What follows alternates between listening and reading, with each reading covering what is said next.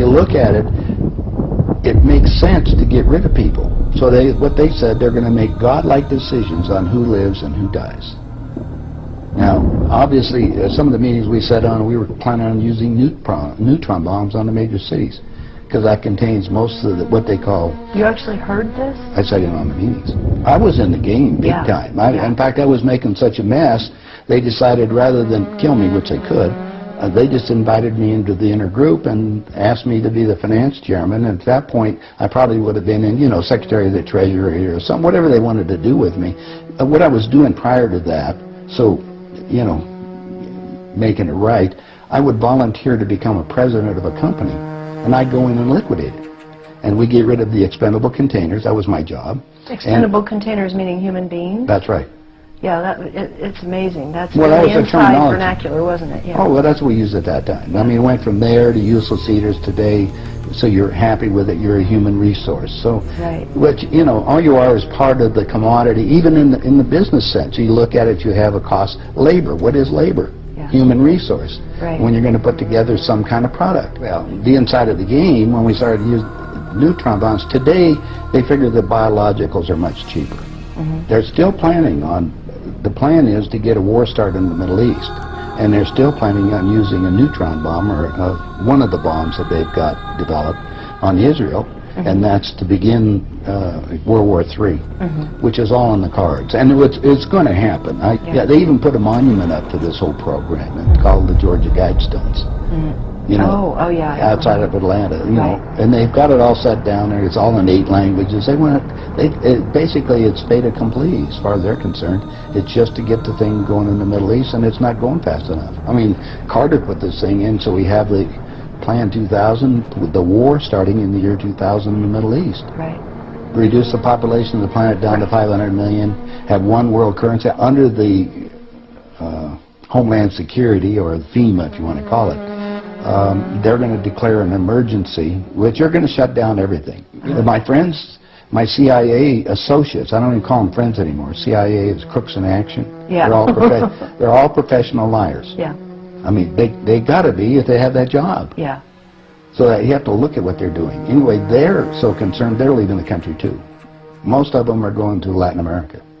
Meanwhile, they're closing in every day right now, just closing in to make it so we're going to be set up in these enemy prisoner war camps. I published a book. It's called Chaos in America. In it, I was asked to build an enemy prisoner war camp. I put the contract in this book, so you can read it for yourself. This is in downtown Las Vegas, right on the railroad tracks. It says enemy prisoner war camp. They're all on top, and they're building them all the way across the United States right now. Bush signed an executive order taking the old forts and the army places that we shut down to get those organized to hold the so-called dissidents. Now, what's the definition of a dissident?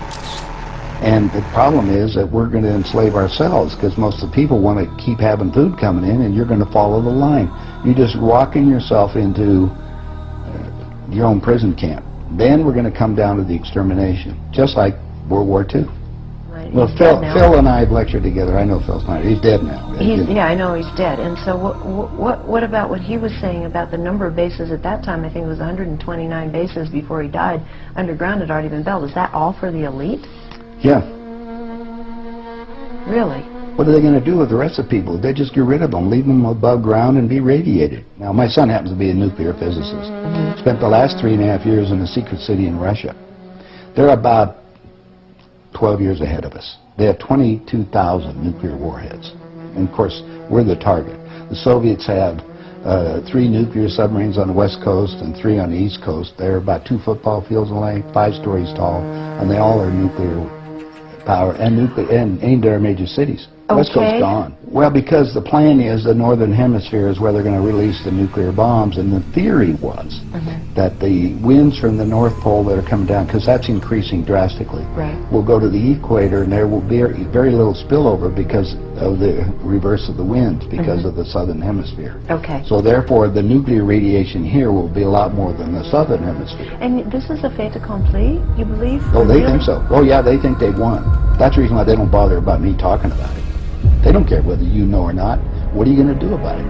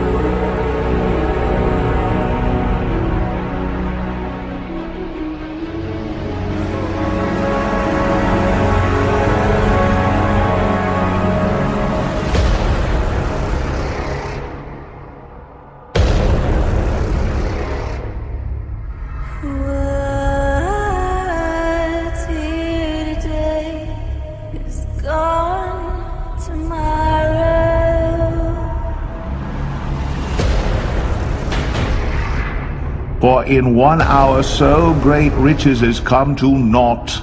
And every shipmaster, and all the company in ships and sailors, and as many as trade by sea, stood afar off, and cried when they saw the smoke of her burning, saying, What city is like unto this great city?